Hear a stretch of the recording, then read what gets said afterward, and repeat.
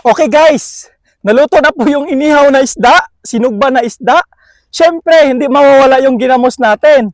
At saka, okra, at saka, kangkong. So, grabe ang partner nito. Siyempre, may itlog maalat tayo dito, at saka may kamatis ha.